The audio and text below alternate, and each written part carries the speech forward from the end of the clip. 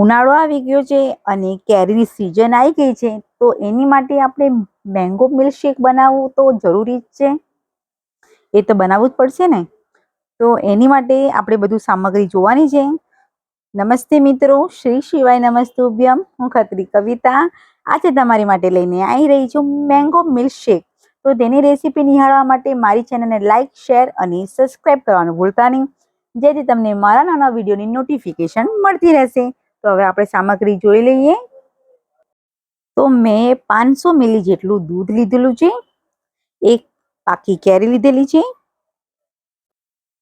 થોડીક vanilla ice cream લીધેલી છે અને થોડીક આપણે ખાંડ લઈ લઈશું આપણે મીઠાશ માટે. તો આપણે કેરી છે એને આપણે પહેલાં છોલી લેવાની છે. તો આપણે ચપ્પુના મદદથી બરાબર આપણે છોલી લઈશું.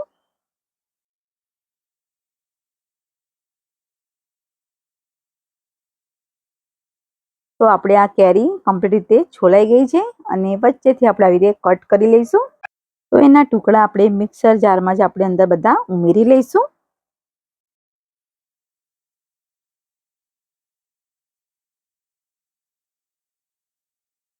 તો એવી રીતે આપણે કેરી અંદર ઉમેરી લીધી છે અને એની અંદર આપણે ખાંડ છે એ પ્રમાણસર ઉમેરીશું.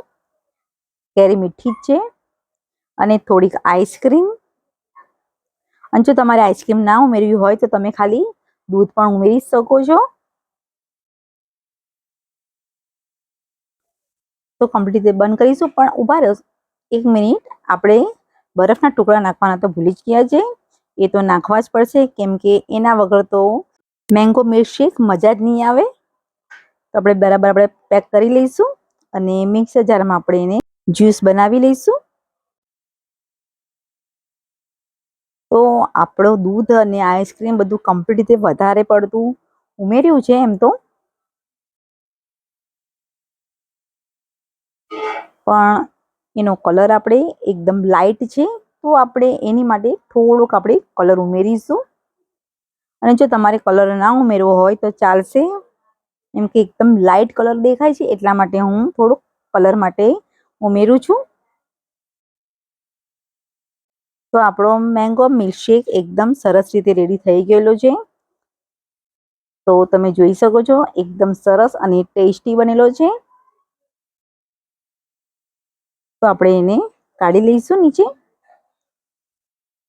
તો આપણે ગ્લાસમાં આપણે કાઢીશું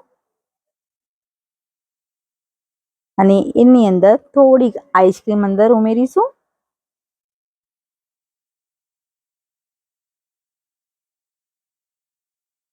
થોડાક કેરીના ટુકડા લઈ લઈશું.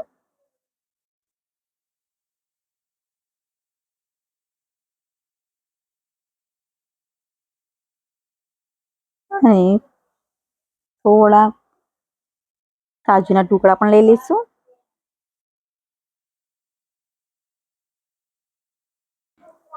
તો આપણો મેંગો મિલ્કશેક એકદમ સરસ રીતે રેડી થઈ ગયું છે. તો આપણે એને ટેસ્ટ કરી લઈશું. અને જો તમને મારો વિડીયો પસંદ આવ્યો હોય તો પ્લીઝ લાઈક કરજો, શેર કરજો અને ખાસ કરીને સબસ્ક્રાઈબ કરવાનું ભૂલતા નહીં. Thank you.